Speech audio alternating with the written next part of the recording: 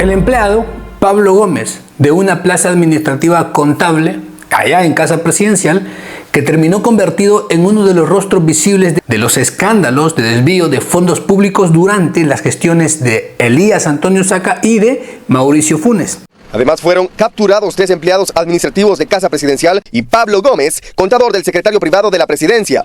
Son personas que tienen muchos años de trabajar en Casa Presidencial en las áreas administrativas que vienen desde gobiernos anteriores y serán ellos los que ventilen su inocencia. Mientras tanto, en aquellas estructuras de poder, él ocupaba un eslabón operativo no político. Sin embargo, fue uno de los procesados que recibió la condena más severa. Su caso simboliza cómo la responsabilidad recayó con mayor fuerza sobre cuadros técnicos, mientras las decisiones estratégicas se diluían en los niveles superiores. Así, su sentencia ha quedado registrada como un ejemplo de justicia que castigó con mayor rigor al ejecutor, al obediente, que a los arquitectos de aquel sistema de saqueo a mansalva de fondos públicos. Pablo Gómez fue colaborador técnico financiero y auxiliar contable de Casa Presidencial, contratado en enero de 1997 como colaborador asignado a la Secretaría Privada. Así, durante más de 2 décadas en Casa Presidencial, trabajó retirando y administrando fondos mayoritariamente en efectivo de la partida de gastos reservados de la presidencia, y ese fue su tremendo error. Manejar cuentas bancarias asociadas y con la responsabilidad práctica de ejecutar las instrucciones en torno a todos esos recursos que eran millones. Estas operaciones terminaron declarándose ilegales y constitutivas de delito en los juicios posteriores. Aunque tenía solo título de bachiller en contaduría, su labor concreta era operativa y técnica, sin poder de decisión política, sin poder al interior de toda la estructura. No obstante, fue un eslabón clave en la ejecución del manejo de todos los fondos.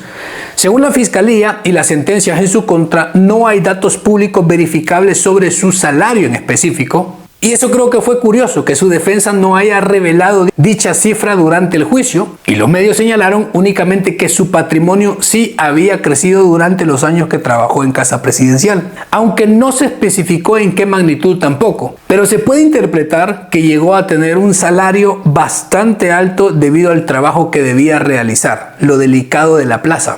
Durante casi 2 décadas, Pablo Gómez permaneció en Casa Presidencial desde la administración de Armando Calderón Sol con Arena hasta Salvador Sánchez Serén con el FMLN, atravesando gobiernos de los 2 partidos sin interrupción. Esa permanencia prolongada sugiere que, al menos en términos administrativos, su desempeño era considerado funcional dentro de la estructura institucional. Con el paso del tiempo, las prácticas asociadas al manejo discrecional de los fondos parecían normalizadas, como si jamás fueran a enfrentar alguna consecuencia judicial.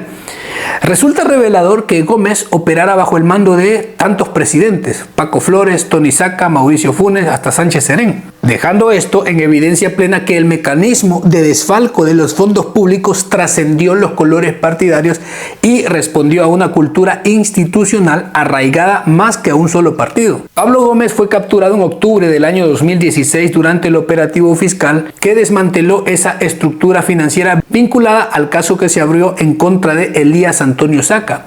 La Fiscalía lo señaló como uno de los operadores clave en el retiro y traslado de fondos en efectivo, acusándolo inicialmente de peculado y lavado de dinero y activos. Mediante el proceso abreviado, 6 de los imputados confesaron los actos de corrupción por los que el Ministerio Público los cuestionaba. En cambio, sus penas se redujeron sustancialmente. Antes variaban entre los 15 y 30 años de cárcel, siendo así que el exmandatario Elías Antonio Saca tendrá que cumplir una pena de 10 años en prisión. César Funes, exsecretario de la Juventud, y Julio Rank, ex vocero de Casa Presidencial, fueron declarados culpables del delito de lavado de dinero. Para ambos, la condena será de 5 años. Según la acusación, Pablo Gómez realizaba retiros que llegaron a sumar millones de dólares en efectivo desde cuentas institucionales y los entregaba siguiendo instrucciones superiores, formando parte de un esquema que habría desviado cientos de millones de dólares. Luego de su detención enfrentó una audiencia inicial, pasó a prisión preventiva y fue llevado a juicio junto a todos los exfuncionarios. En su defensa, Pablo Gómez sostuvo que él solo cumplía órdenes y que jamás se benefició personalmente de los millones que ayudó a movilizar desde las cuentas de Casa Presidencial. Se presentó únicamente como un ejecutor técnico dentro de una cadena de mando donde otros tomaban las decisiones estratégicas. Durante años, aquellos movimientos de dinero parecían parte de una rutina institucional normalizada, casi intocable, como si la discrecionalidad fuera un blindaje eterno contra la ley. Pero el engranaje que funcionó sin sobresaltos por tanto tiempo terminó rompiéndose y el operador silencioso acabó pagando un precio muy alto, le salió caro. Según su versión, nunca imaginó que recaería con tal severidad sobre quien decía no haber sido más que una pieza obediente del mecanismo, un simple peón dentro del tablero. Y en efecto, Pablo Gómez no era dirigente de un partido político, no era una figura relevante, alguien de peso en algún partido.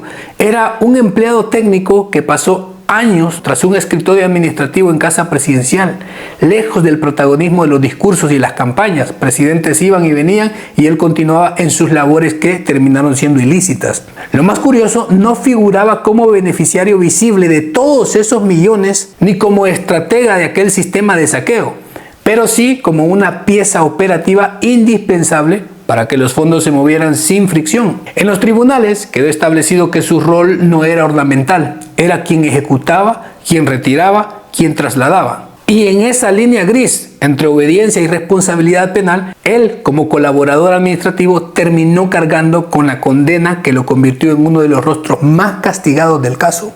Pablo Gómez recibió 16 años de prisión, la condena más alta en el caso de Tony Saca, en gran medida porque decidió no someterse al proceso abreviado y enfrentó un juicio ordinario, mientras el resto de implicados redujeron sus penas considerablemente porque en teoría aceptaron los cargos.